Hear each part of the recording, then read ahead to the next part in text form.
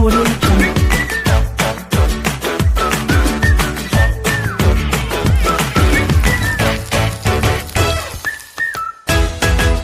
Audio Jungle.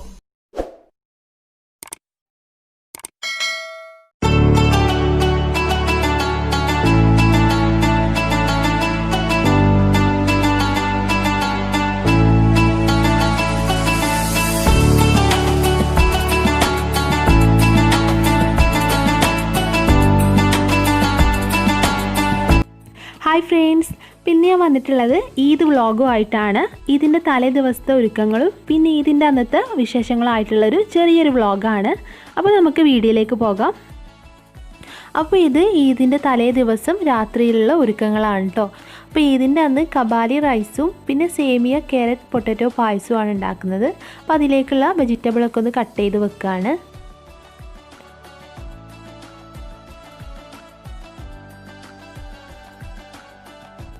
പിന്നെ Kabali റൈസിലേക്കുള്ള chicken ഒന്ന് കഴുകി റെഡിയാക്കി വെക്കുകയാണ്. പിന്നെ കാട ഫ്രൈ ചെയ്യുന്നുണ്ട്. അപ്പോൾ അതിന് വേണ്ടിയിട്ട് കാടയും മാരിനേറ്റ് ചെയ്ത് വെച്ചിട്ടുണ്ട്.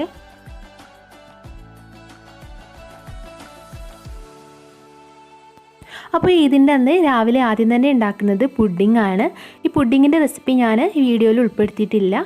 ഇതിൻ്റെ റെസിപ്പി ഞാൻ പിന്നീട് ഷെയർ ചെയ്യാം. അപ്പോൾ ക്യാരറ്റ് പുഡിംഗ് ആണ് ഉണ്ടാക്കുന്നത്. നല്ല ടേസ്റ്റി ആയിട്ടുള്ളൊരു പുഡിംഗ് ആണ്.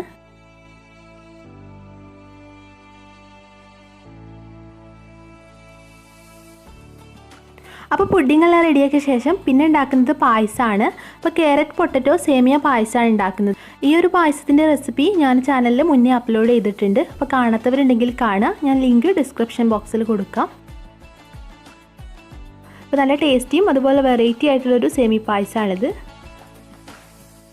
അപ്പോൾ ഞാനിവിടെ പുഡിങ്ങും പായസം ഉണ്ടാക്കുന്ന ടൈമിൽ ഉമ്മ ഇവിടെ പുറത്തടുപ്പിൽ കാടയും ഫ്രൈ ചെയ്ത് വെക്കുന്നുണ്ട്.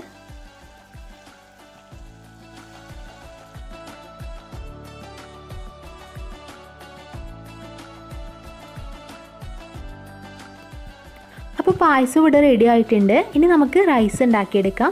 അപ്പോൾ കബാലിയത്ത് റൈസാണ് ഉണ്ടാക്കിയെടുക്കുന്നത്. അപ്പോൾ വളരെ എളുപ്പത്തിൽ നല്ല ടേസ്റ്റിൽ ഉണ്ടാക്കിയെടുക്കാൻ പറ്റിയൊരു റൈസാണിത്. അപ്പോൾ ഞാനിവിടെ 1 കിലോ ബസ്മതി അരി എടുത്തിട്ടുണ്ട്. ഇതിലേക്ക് നമുക്ക് കുറച്ച് വെള്ളം ഒഴിച്ച് ഇതൊന്ന് കുതിർക്കാനായിട്ട് വെക്കാം. ഇനി ഇതിലേക്കുള്ള കബാലി മസാല ഉണ്ടാക്കിയെടുക്കാം. അതിന് വേണ്ടിയിട്ട് ഞാനിവിടെ ഒരു സോസ് പാനിൽ കുറച്ച് ഓയിൽ ഒഴിച്ച് കൊടുത്തിട്ടുണ്ട്. അപ്പോൾ ഓയിൽ നന്നായിട്ട് ചൂടായതിന് ശേഷം ഇതിലേക്ക് അരിഞ്ഞു വെച്ച സവാള ചേർത്ത് കൊടുക്കാം. ഇതിലേക്ക് ആവശ്യത്തിനുള്ള ഉപ്പും കൂടെ ചേർത്തിട്ട് ഈ സവാള നന്നായിട്ടൊന്ന് വഴറ്റിയെടുക്കാം.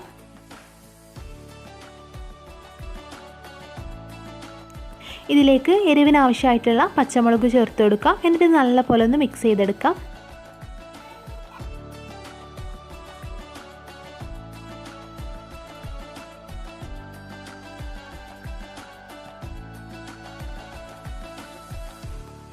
ഇതിലേക്ക് ഇനി ഇഞ്ചിയും വെളുത്തുള്ളിയും ചതച്ചത് ചേർത്ത് കൊടുക്കാം. എന്നിട്ട് ഇത് നല്ല പോലെ വഴറ്റിയെടുക്കുക. ഇഞ്ചിയുടെയും വെളുത്തുള്ളിയുടെയൊക്കെ പച്ചമണം മാറുന്നത് പോലെ നല്ല പോലെ വഴറ്റിയെടുക്കുക.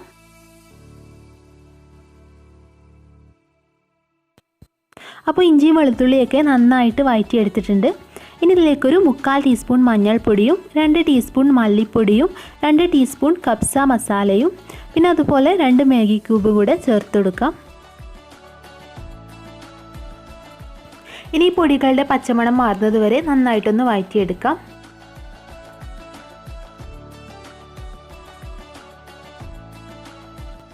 ഇനി ഇതിലേക്ക് ചിക്കൻ ചേർത്ത് കൊടുക്കാം. എന്നിട്ട് ഇത് നല്ല പോലെ മിക്സ് ചെയ്തെടുക്കുക. ഈ ഒരു ടൈമിൽ ഇതിൽ ഉപ്പൊക്കെ പാകമാണോ നോക്കുക. കുറവാണെങ്കിൽ ചേർത്ത് കൊടുക്കുക. ഈ ഒരു സമയത്ത് തന്നെ ഇതിലേക്ക് വേണമെങ്കിൽ 1/4 കപ്പ് വെള്ളം കൂടെ ചേർത്ത് കൊടുക്കാം. ഞാനിപ്പോൾ ചേർത്ത് കൊടുക്കുന്നില്ല, കാരണം ചിക്കനിൽ തന്നെ വെള്ളം ഇറങ്ങി വരും. ഇനി ഇത് അടച്ച് വെച്ചിട്ട് ഒന്ന് വേവിച്ചെടുക്കാം. ഇപ്പോൾ ചിക്കനൊക്കെ ഏകദേശം വന്നിട്ടുണ്ട്. ചിക്കനിന്നൊക്കെ വെള്ളം ഇറങ്ങി വന്നിട്ടുണ്ട്. ഇനി ഇതിലേക്ക് 1 ടേബിൾ സ്പൂൺ നെയ്യ് ചേർത്ത് കൊടുക്കുക. എന്നിട്ട് നല്ല പോലെ ഒന്ന് ഇളക്കി കൊടുക്കുക.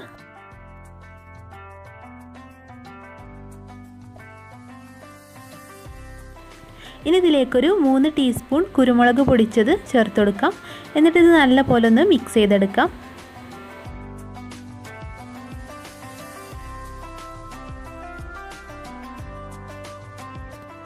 ഇനി ഇതിലേക്ക് അരിഞ്ഞു വെച്ച ക്യാരറ്റും ക്യാപ്സിക്കവും ചേർത്ത് കൊടുക്കാം. ഞാനിവിടെ 2 ക്യാരറ്റ് വട്ടത്തിൽ അരിഞ്ഞതും 2 ക്യാപ്സിക്കം നീളത്തിൽ അരിഞ്ഞതുമാണ് ചേർത്ത് കൊടുത്തിട്ടുള്ളത്. ഇനി ഇതിലേക്ക് കുറച്ച് മല്ലിയിലയും പുതിനയിലയും ചെറുതായിട്ട് അരിഞ്ഞത് കൂടെ ചേർത്ത് കൊടുക്കാം. ഇനി ഇതെല്ലാം നന്നായിട്ട് മിക്സ് ചെയ്ത് അടച്ചു വെച്ചിട്ട് ഒന്നുകൂടെ വേവിച്ചെടുക്കാം.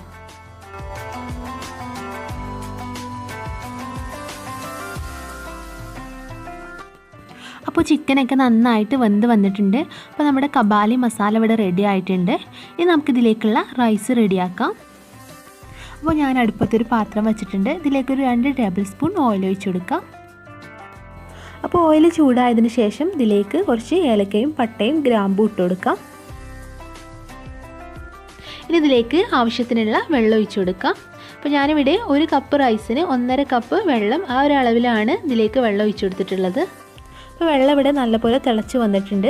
ഇതിലേക്ക് 2 മാഗി ക്യൂബും 2 ടീസ്പൂൺ കപ്സ മസാല കൂടെ ചേർത്ത് കൊടുക്കാം. പിന്നെ ഇതിലേക്ക് കുറച്ച് ചെറുനാരങ്ങ നീര് ചേർത്ത് കൊടുക്കാം. അപ്പോൾ റൈസ് തമ്മിൽ ഒട്ടിപ്പിടിക്കാതിരിക്കാനാണ് ചെറുനാരങ്ങ നീര് ചേർത്ത് കൊടുക്കുന്നത്. ഇനി റൈസിന് നല്ലൊരു മയം കിട്ടാനായിട്ട് ഈ വെള്ളം തിളക്കുന്ന സമയത്ത് ഇതിലേക്ക് 1 ടേബിൾ സ്പൂൺ ഓയിലും കൂടി ഒഴിച്ചു കൊടുക്കാം. ഇനി ഇതിലേക്ക് നേരത്തെ കഴുകി കുതിർത്ത് ഊറ്റി വെച്ച ബസ്മതി റൈസ് ചേർത്ത് കൊടുക്കാം.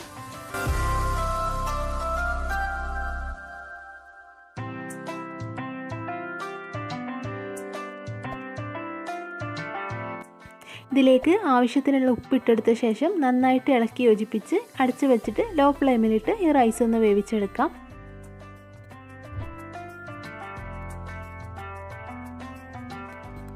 ഏകദേശം ഒന്ന് വെള്ളം വറ്റി വരുന്ന ടൈമിൽ ഇതിലേക്ക് നമ്മൾ നേരത്തെ റെഡിയാക്കി വെച്ചിട്ടുള്ള കബാലി മസാലയിൽ നിന്ന് ഒരു 3 ടേബിൾ സ്പൂൺ മസാല എടുത്തിട്ട് ഈ റൈസിലൊന്ന് മിക്സ് ചെയ്തെടുക്കുക.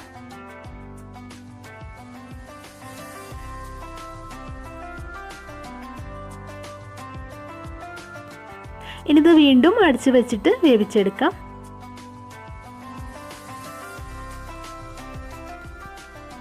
അപ്പോൾ റൈസ് ഇവിടെ റെഡി ആയിട്ടുണ്ട്. ഇനി ഇത് നല്ലപോലെ ഒന്ന് മിക്സ് ചെയ്തെടുക്കാം.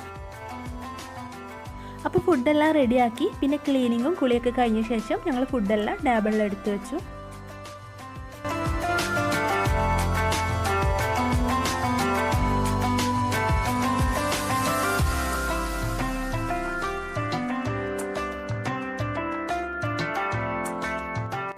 പിന്നെ ഞങ്ങളെല്ലാവരും കൂടെ ഫുഡൊക്കെ കഴിച്ചു.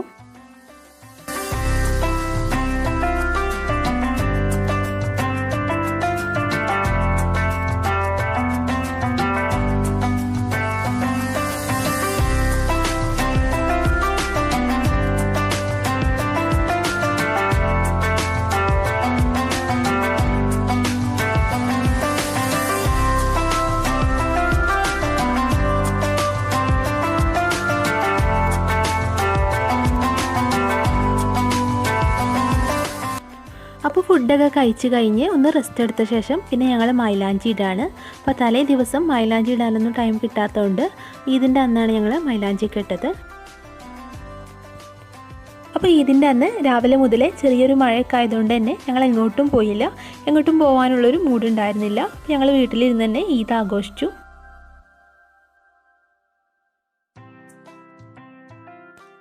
അപ്പോൾ ഇത് ഈദിൻ്റെ പിറ്റേന്ന് 2ാം പെരുന്നാൾക്ക് എടുത്ത വീഡിയോ ആണ്. അപ്പോൾ ഞങ്ങൾ എൻ്റെ വീട്ടിലേക്ക് പോവാണ്.